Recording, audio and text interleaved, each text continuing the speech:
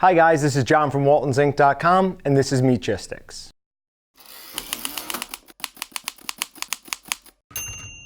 No matter whether you're just feeding dinner guests or having a special someone over, a great way to impress them is with a nice red tomato sauce. Goes great on pasta, you can put chicken in it, just delicious and overall very versatile. Now, you can use Excalibur's spaghetti sauce and the instructions on it are very simple. You can just use 2 heaping tablespoons to 30 ounces of tomato sauce and 1 6-ounce can of tomato paste. Now if you do that, you're going to get a really nice sauce that you can use for a lot of things. But if you want to try something a little bit more sophisticated, we're quickly going to run through how to make a nice homemade red sauce. So there are 4 things that go into a really good red sauce, and the first one is going to be tomatoes. I like the San Marzanos. They just have a little bit better of a flavor than any other of them, and you can buy them canned.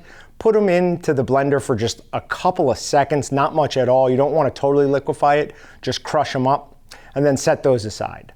Then you're going to want to saute your garlic and onions. Now, usually a lot of people will tell you to put your onions in first and then add the garlic because the onions will generally be done a little quicker with the sauteing before the garlic will.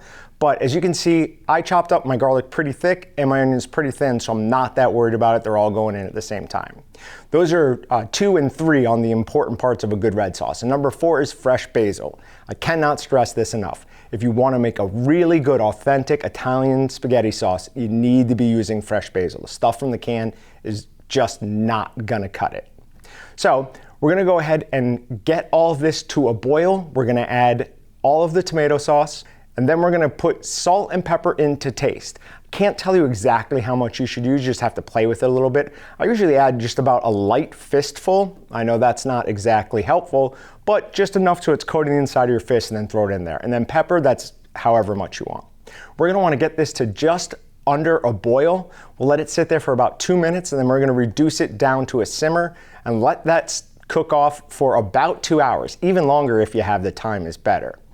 Now, I also made some Italian sausage here the other day, so I'm gonna go ahead and add that as well. I'm gonna fry them up in a pan so they get that nice crispy texture on the outside. I'm gonna fry them up in whole lengths, and then just before they're done, probably when they're about 140, I'm gonna pull them off, cut them up on a cutting board into easy bite sizes, and throw that in the sauce too. It's definitely gonna add something to the flavor of the sauce, plus it's a nice treat while you're eating your spaghetti.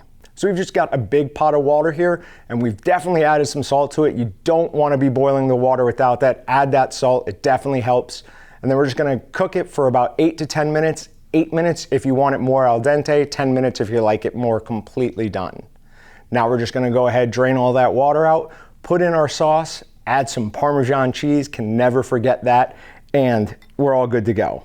We've got a delicious red sauce that was super simple to make, and if you take out the Italian sausage we made, it's even easier. As always, remember to like, comment, and subscribe, and visit waltonsinc.com and meatgistics.com to find everything but the meat. Thanks for watching. I'm John with waltonsinc.com, and I'll see you guys next time. Subscribe to Walton's YouTube channel to watch more amazing videos, or shop at waltonsinc.com to find everything but the meat. Check out our latest sales and giveaway video here, or watch another hand-picked video by clicking here.